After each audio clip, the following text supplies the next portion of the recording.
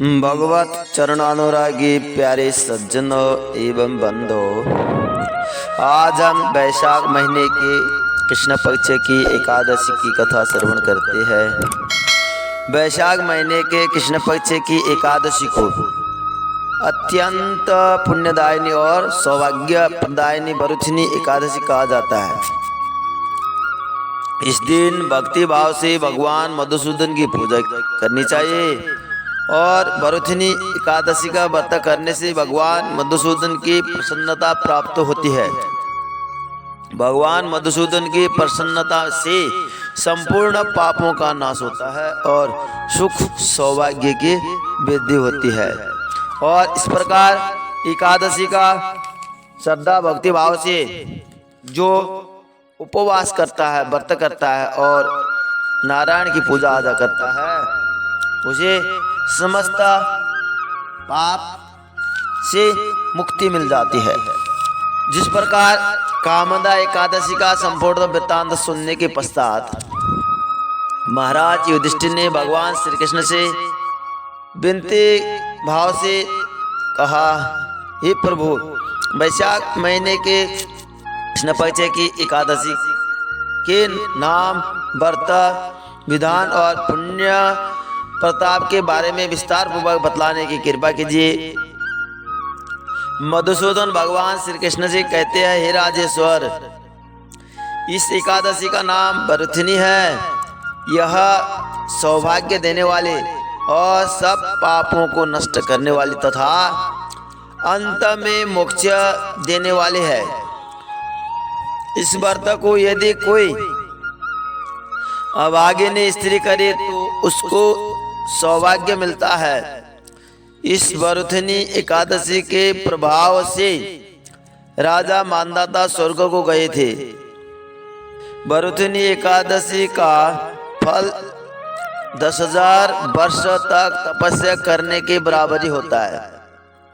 यदि सच्चे भाव से, श्रद्धा भक्ति भाव से यदि कोई भी व्यक्ति या कोई भी नर इस वरुथिनी एकादशी का व्रत करते हैं तो 10,000 वर्ष तक तप करने से जो पुण्य प्राप्त होता है वह केवल एकादशी के व्रत करने से प्राप्त होता है।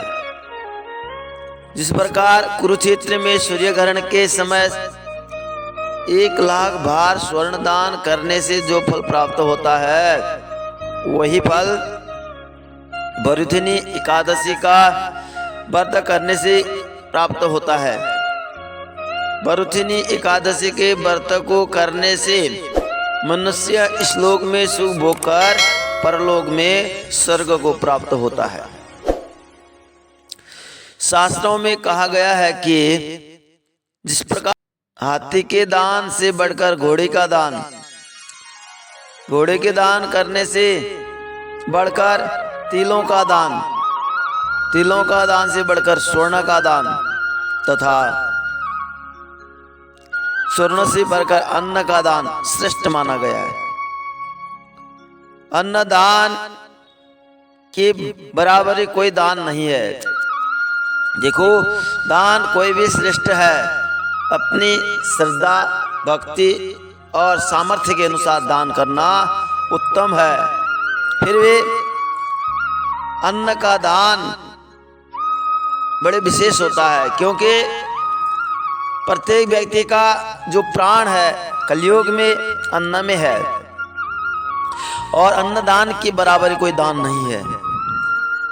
क्योंकि देखिए, अन्नदान से देवता, पितर और मनुष्य तीनों तृप्त हो जाते हैं। शास्त्रों में इसको कन्यादान के बराबर ही दान माना गया है। जिस प्रकार कन्यादान करने से जो फल, जो पुण्य प्राप्त होता है, उसी के बराबर वरुथिनी एकादशी के दिन व्रत करने से और अन्नदान करने से वह फल प्राप्त होता है। और कन्यादान दोनों के योग्य बराबर फल मिलता है। जो मनुष्य लोभ के बस होकर कन्या का धन लेते हैं, वह प्रलय काल तक नरक में वास करते हैं, या उनको अगले जन्म में बिलवा का जन्म भोगना पड़ता है। जो मनुष्य प्रेम एवं धन सहित कन्या का दान करते हैं, उनके पुण्य को चित्रगुप्त भी लिखने में असमर्थ है। जो मनुष्य इस भरथुनी एकादशी का व्रत करते हैं, उनको कन्यादान करने का फल प्राप्त होता है। भरथुनी एकादशी का व्रत करने वालों को दशमी के दिन निम्नलिखित 10 वस्तुओं का त्याग कर देना चाहिए। क्या क्या कहते हैं? दशमी के दिन क्या छोड़ना चाहिए? कांसे के बर्तन में भोजन नहीं करना चाहिए, मांस नहीं खाना चाहिए, मसूर की दाल, चना, कोदो, साग, मधु, शहद, दूसरे का अन्न, दूसरी बार भोजन एवं स्त्री प्रसंग, व्रत वाले दिन जुआ नहीं खेलना चाहिए तथा शयन भी नहीं करना चाहिए। उस दिन पान खाना, दतून करना, दूसरे की निंदा करना तथा चुगली करना एवं पापी मनुष्यों के साथ वार्तालाप करना सब त्याग देना चाहिए। उस दिन क्रोध तथा मिथ्या भाषण भी नहीं करना चाहिए। और कहते हैं अश्वमेध सहस्राणि वाजपेय सुतानि च एकादशीं कथा श्रुत्वा श्रुता फलवाग्भवी।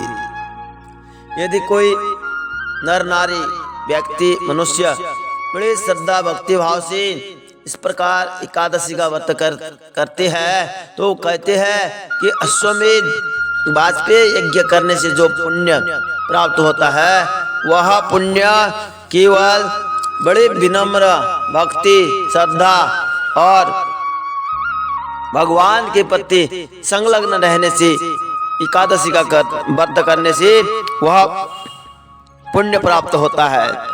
और ही राजन, जो मनुष्य विधिवत इस एकादशी का व्रत करते हैं, उनको स्वर्गलोक की प्राप्ति अवश्य होती है। अतः प्रत्येक मनुष्य को यह व्रत अवश्य करना चाहिए तथा पापों से डरना चाहिए। इस व्रत के महात्म्य को पढ़ने तथा सुनने मात्र से 1000 गोदान का फल प्राप्त होता है। इसका फल गंगा स्नान के फल से भी अधिक होता है। और इस कथा का सार यही है कि भगवान की भक्ति भाव से पूजा करना चाहिए, और इस प्रकार भगवान की पूजा करने से और व्रत उपवास करने से